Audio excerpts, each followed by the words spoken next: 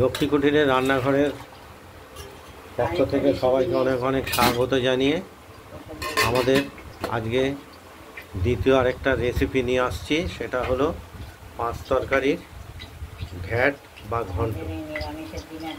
এই নিরামিষের দিনে এই একটা 5 রকম তরকারি দিয়ে একটা তরকারি খেতে খুব ভালো লাগে।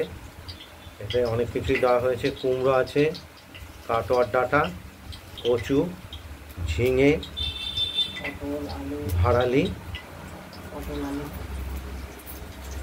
পটল আর আলু সবই কিছু কিছু পরিমাণে দেওয়া হয়েছে। কাটোয়ার ডাঁটাটা দেখতেই পাচ্ছেন, এগুলো দেওয়া হয়েছে।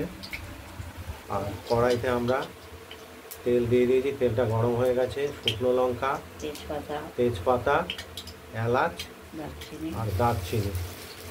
এলাচ দারচিনিটা একটু করে দেবো, আর 5 ফোড়ন দেবো মশলা হিসাবে।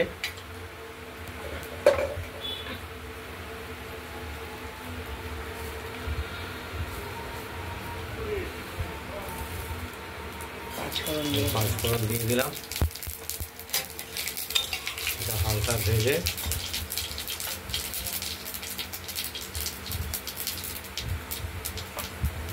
আরও কিছুটা তেল দিতে হবে। তরকারি পরিমাণটা বেশি হয়ে গেছে। তরকারিটাই মশলাটা হয়ে গেছে। এবার তরকারিগুলো ছেড়ে দেবো।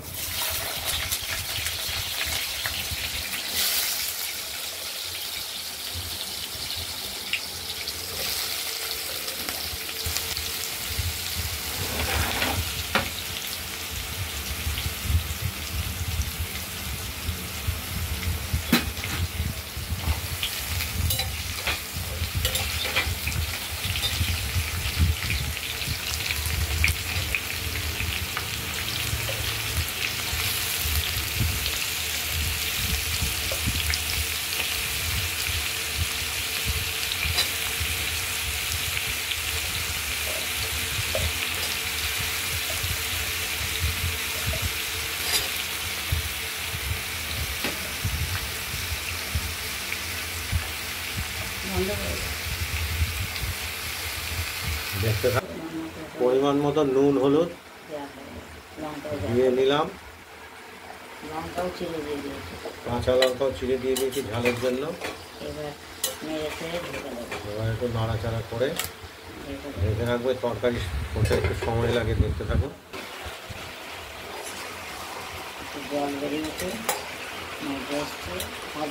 তরকারিটা ধীরে ধীরে মজছে।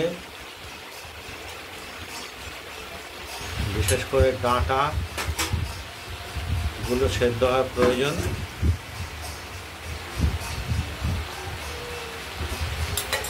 দেখতে থাকুন,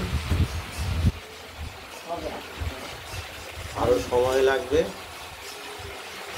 নাড়াচাড়া করে দিলাম।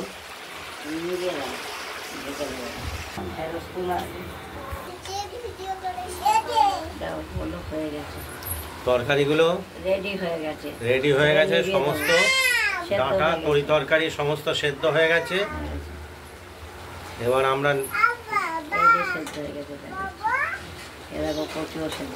কচু সবই সেদ্ধ, ডাঁটাও সেদ্ধ। পুরো নিভিয়ে দেওয়া হলো। আমাদের তরকারি রেডি।